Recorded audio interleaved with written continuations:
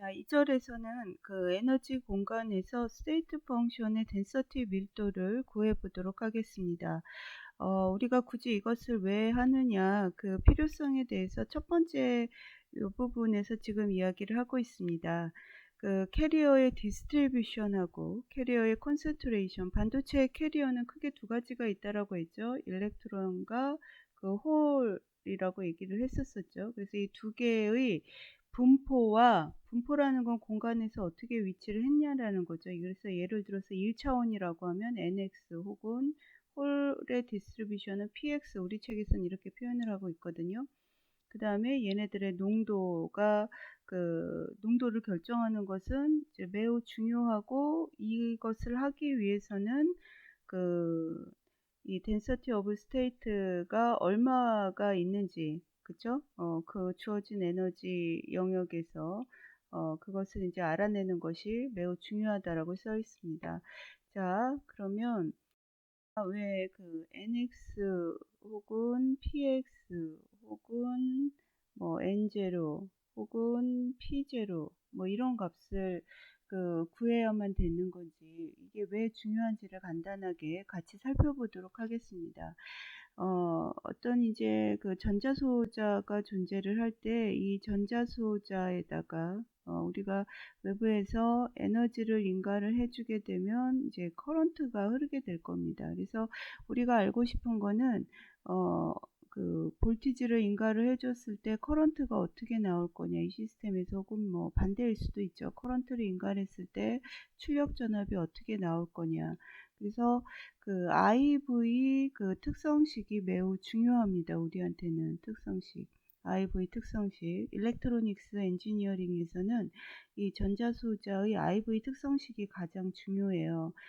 근데 이 그 커런트, 그러니까 IV 특성식을 알려면 이 커런트가 흐르는 그 메커니즘을 이해를 해야 되는데, 커런트가 흐르는 메커니즘, 이거 앞에서 얘기했었었죠. 크게 우리는 이제 두 가지 종류를 배운다라고 얘기했죠. 그 힘이 뭐가 될 경우, 그 캐리어 플로우를 야기하는 힘이 일렉트릭 필드일 경우, 그쵸? 이거를 뭐라고 한다? 그 드리프트 커런트라고 얘기를 한다. 그 다음에 한 가지 더 뭐 있었었죠? 디퓨전 커런트가 있었죠. 디퓨전 커런트는 그 근본 그 플로우를 일으키는 힘이 뭐죠? 위치에 대한 1차원이라고 한다면 위치에 대한 농도차, 그쵸? 이제 일렉트론일 경우는 N이 될 거고, 홀은 이제 P가 되겠죠. 그렇죠? 그래서 드리프트 커런트하고 디퓨전 커런트를 구해야만, 이걸 모델링 할 수 있어야만 우리가 어떤 그 특정 전자 소자의 IV 특성식을 유도하거나 이해를 할 수 있게 됩니다. 자, 그러면 이 드리프트 커런트 덴서티는 어떻게 표현을 했었죠? 이거는 토탈 차지량에다가, 그쵸? 드리프트 벨러서티, 그렇죠?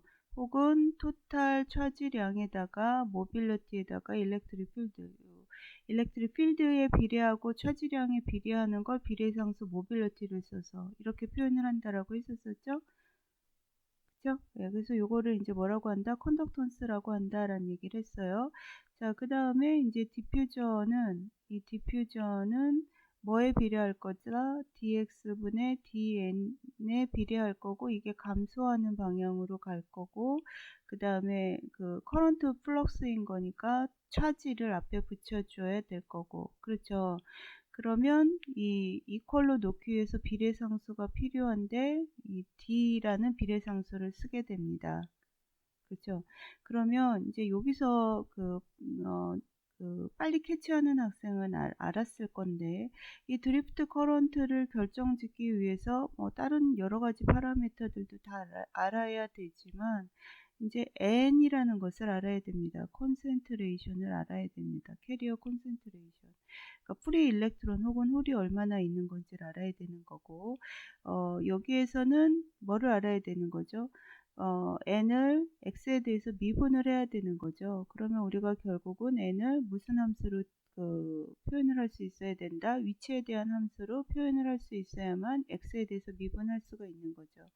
그러니까 여기서 얘기했던 그 첫 번째 줄에 얘기했던 게 굉장히 그 중요한 얘기인 건데, 그러니까 우리가 그 IV 특성식을 이해하기 위해서는 뭐를 반드시 알아야 된다. 캐리어의 콘센트레이션, N이나 P와 같은 캐리어의 콘센트레이션을 알아야 되는 거고, 분포. 이 분포가 이제 공간 분포를 얘기를 하는 거예요. 그 디퓨전 커런트 측면에서의 이 분포를 그 알아야 된다. NX와 PX를 구해야만 우리가 커런트를 모델링을 할 수가 있다. 그래서 이걸 하기 위해서 density of state가 중요하다라는 거죠. 자, 이 state가 뭐라고 그랬죠? 이게 wave 펑션이라고 얘기를 했죠. wave 펑션. 그렇죠? 예, 웨이브 펑션은 전자 하나당 하나씩 가지고 있는 거죠. 그렇죠? 그러면 이 density of state가 예를 들어서 E라는 에너지가 1.0에서 2.0 그 일렉트론 볼트에 해당하는 요 구간 내에 그 가능한 스테이트가 10개다. 그 스테이트의 숫자가 10개다. 그러면 뭐 이거는 어떻게 될까요? 이 구간이 1 일렉트론 볼트인 거니까 10개 per 일렉트론 볼트 뭐 이렇게 쓸 수 있는 거죠. 이게 이제 단위 에너지당 10개의 스테이트가 있는 거니까 이게 일종의 density of state가 되는 거죠. 에너지 영역에서. 그렇죠? 그러면 이때는 우리가 이제 그 일렉트론의 개수가 몇 개 있다라고 볼 수가 있어요. 자, 1번 100개. 자, 2번 그 10개. 그 다음에 3번 2개. 그쵸? 하나라고 할까요? 그럼 여러분 몇 개라고 하겠어요? 몇 번이라고 하겠어요? 자, 1번은 절대로 안 되는 거죠. 그쵸? 스테이트 수가 10개밖에 없는데 캐리어가 100개가 존재할 수 없는 거죠. 전자 하나당 스테이트 하나씩이 반드시 할당이 돼야 되고 그 스테이트들은 다 각기 달라야 되는 게 파울리의 베타 원리인 거니까. 자, 그럼 이제 10개 이거는 답이 될 수도 있죠. 이거는 이제 아주 베스트 케이스로 10개의 스테이트에 전자들이 다 차 있는 걸 얘기를 하는 거죠. 자, 그 다음에 이 경우는 뭐예요? 스테이트는 10개가 가능한데 실제로 전자가 하나의 스테이트만 차지하고 있는 거다. 이게 뭐 이건 이제 수소 같은 경우가 그 대표적인 예라고 볼 수가 있죠. 그쵸? 수소 원자인 경우, 수소 그 원자인 경우 스테이트는 무한대인 건데 딱 전자는 하나밖에 없는 거니까. 그렇죠? 그래서 이 density of state가 주어지면 적어도 우리가 1번은 배제할 수 있는 거예요. 맥시멈으로 10개까지 가능한 거고 그 이하로도 사실은 가능할 수 있다라는 거죠. 그래서 요거를 결정하는 거. 그럼 정말로 10개인 거냐 하나인 거냐를 결정하는 건 이거는 이제 확률이 됩니다. 확률. 이거는 그 존재할 확률이 되는 거죠. 그래서 만약에 density of state를 G2라고 표현을 할게요. 이게 그 state 어떤 에너지 영역에서 state가 몇 개가 있는 거냐, 그러니까 밀도를 얘기를 하는 거고, 그 다음에 이 2라는 값에 전자가 존재할 확률 를 예를 들어서 P2라고 합시다. P2. 그쵸? 예. 그러면, 우리는 이제 이 2라는 값에서 전자가 몇 개가 있을 거냐는 어떻게 해주면 되겠어요? G2에다가 P2를, 이렇게 곱해주면 되는 거죠. 그쵸? 그 다음에 이게 전체 이 에너지 준위가 밸런스 밴드에 해당을 한다고 한다면 이제 이런 질문도 할 수 있죠. 그럼 밸런스 밴드 내 총 전자는 몇 개인 거냐 이렇게 묻는다면 밸런스 밴드의 그 미니멈부터 밸런스 밴드의 맥시멈까지를 쭉 적분을 해주면 이게 총 2에 대해서 적분해야 되죠. 그러면 총 이 에너지 준위에 해당하는 개수가 나오겠죠. 그러니까 이 장에서 먼저 뭐를 배우고 density of state를 계산하는 방법을 배우고 그 바로 다음 절에서 뭐에 대해서 배우겠다.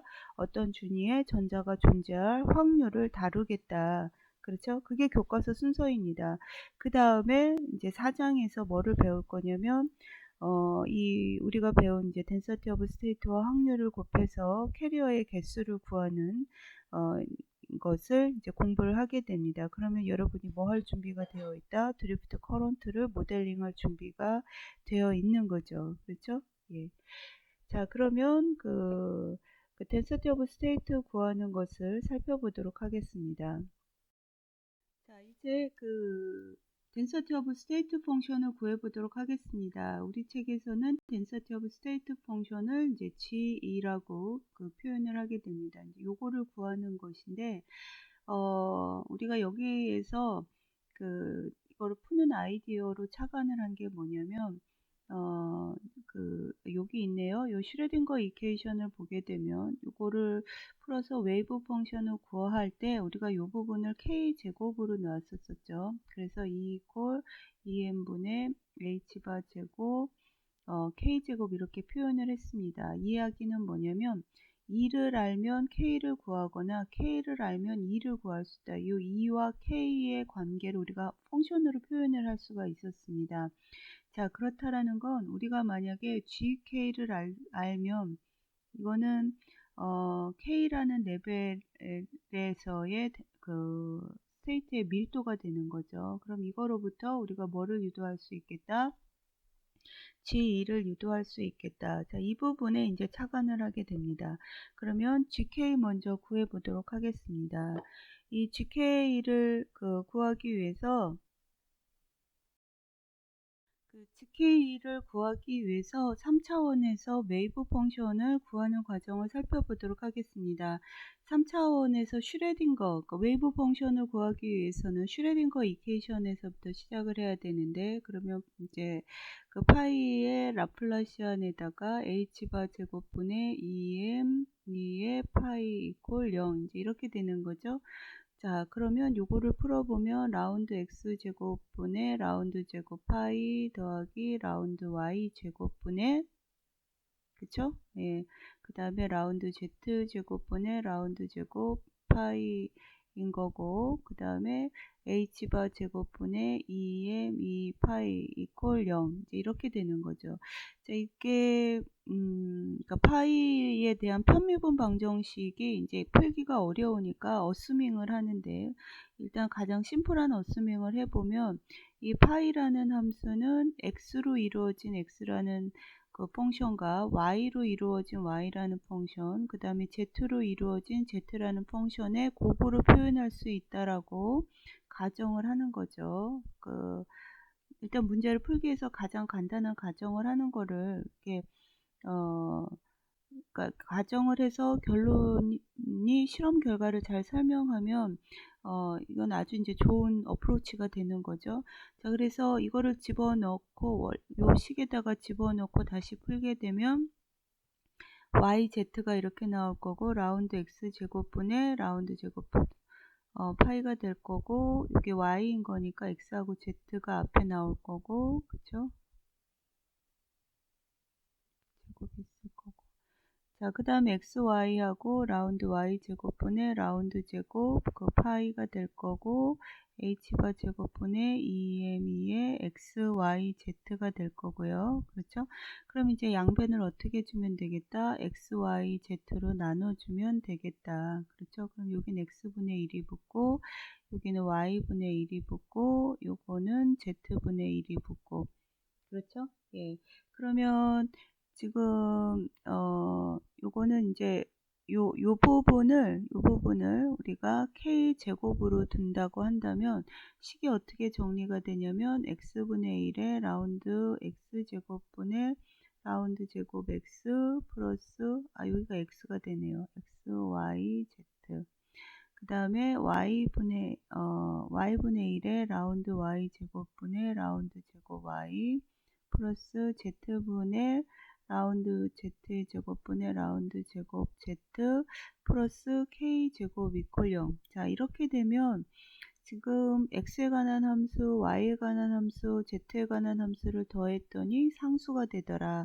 그러면 각각이 다 뭐 해야 된다? 상수해야 된다. 그래서 이 부분을 마이너스 kx의 제곱, 이 부분을 마이너스 ky의 제곱, 이걸 마이너스 kz의 제곱으로 놓읍시다.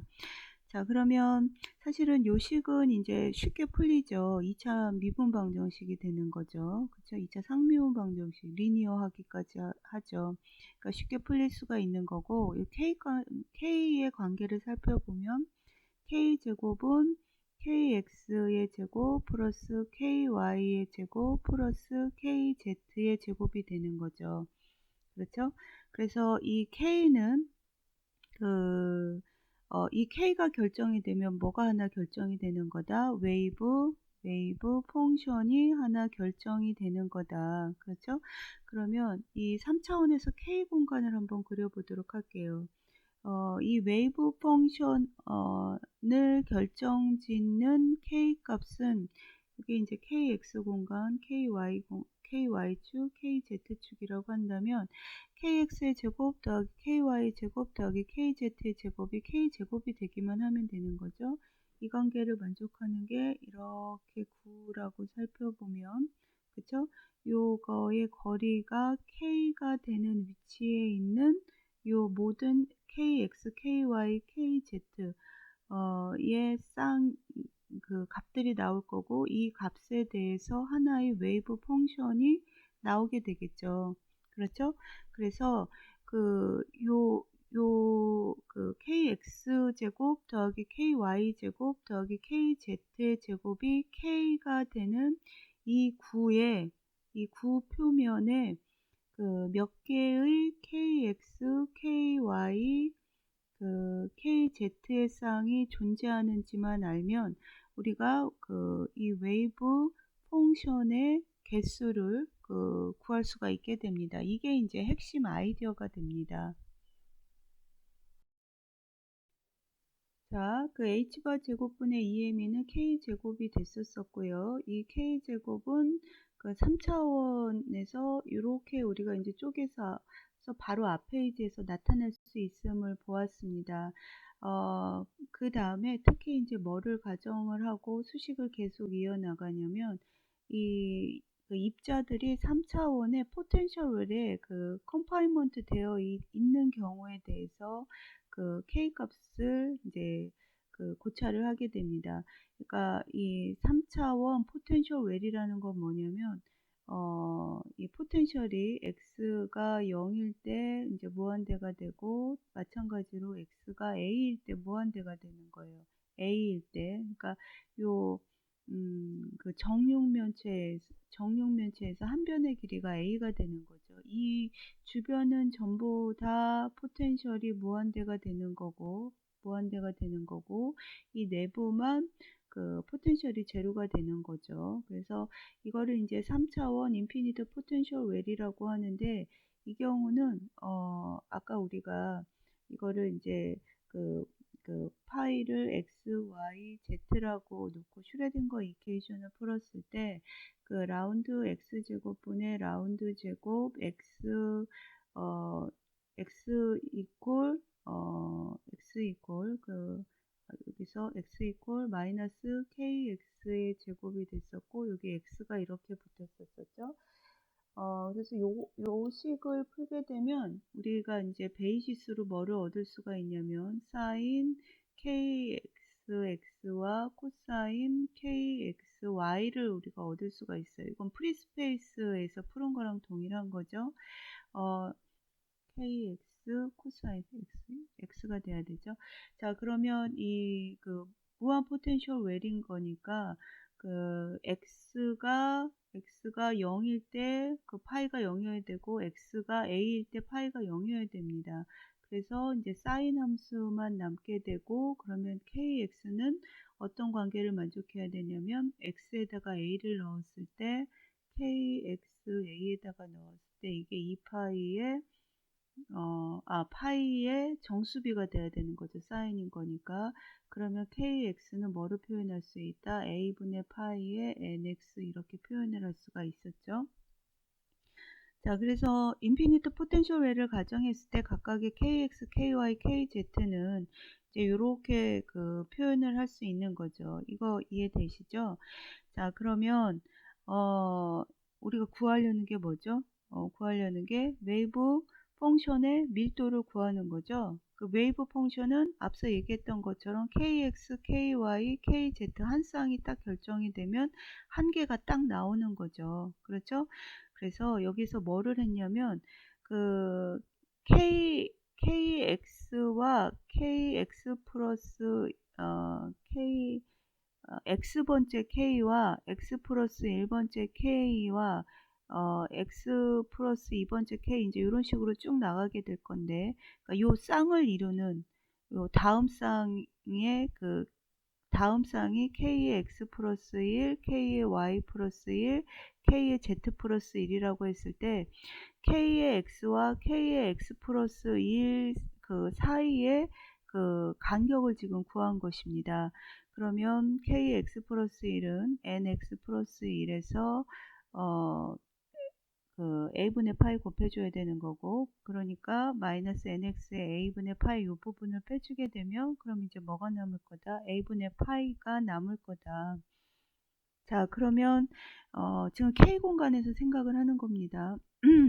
k 공간에서 생각을 해야 되는데 이 k 웨이브 펑션을 규정짓는 k는 어떤 관계, 각각의 kx랑 어떤 관계를 갖냐면 이제 이런 관계를 갖고요. 그렇죠? 그 다음에 그 다음번 k, 그러니까 이게 x번째 k라고 하면 그 다음 n이라고 합시다. n번째 k라고 하면 n 플러스 1번째 k는 요 kx에서 다음, ky에서 다음, kz에서 다음 쌍이 될 거잖아요. 그렇죠? 그래서 이 k 공간에서 kx가 다음 쌍을 갖기 위해서 필요한 요 길이가 얼마가 되냐면 a분의 파이가 됩니다. 그렇죠? 그러면은 y도 어떻게 돼요? 이 y도 마이너스 ky를 하게 되면 이것도 마찬가지로 정육면체 포텐셜 웰인 거니까 동일하게 a분의 파이가 되는 거죠. Z도 마찬가지로. 그럼 우리가 어떤 결론을 얻을 수가 있냐면 이 K 공간에서 한 쌍의 KX, KY, KZ가 차지하는 볼륨이 얼마인 거다? A분의 파이의 3승인 거다. 이렇게 생각을 할 수가 있는 거죠. 자, 그러면 요, 그 KX 곱하기 KY 곱하기 KZ가 K가 되는 이 구의 표면을 생각할 때 여기에서 이제 DK만큼 같다라고 하면 어떤 구의 껍질을 생각을 할 수가 있죠. 그런 구의 껍질을 A분의 파이의 3승으로 나누게 되면 총 그 하나의 웨이브 펑션을 규정 지으는 K쌍의 개수를 구할 수가 있는 거죠. 무슨 얘기인지 아시겠죠? 예. 그러면은 요 마지막 식에 이제 잘 나와 있는데요. 그 반경이 K인 구를 생각했을 때 구의 그 껍질, 그 다음 K로 넘어가는, 그러니까 이게 이제 n번째 K라고 하면은 그 n 플러스 1번째 K로 넘어가면 웨이브 펑션이 다음 웨이브 펑션 단계로 갈 거니까 이 구의 껍질의 부피를 이제 구하면은 그 4파이 K제곱의 DK가 될 거고요. 구 껍질의 부피가 되는 거죠. 여기에 이 K라는 레벨에서, 그러니까 K라는 값에서의 스테이트가 몇 개냐를 구하려면은 하나의 스테이트에 대한, 그러니까 하나의 스테이트를 이루는 그 K의 볼륨으로 나눠준 게 K 볼륨이 A분의 파이 3승이었잖아요.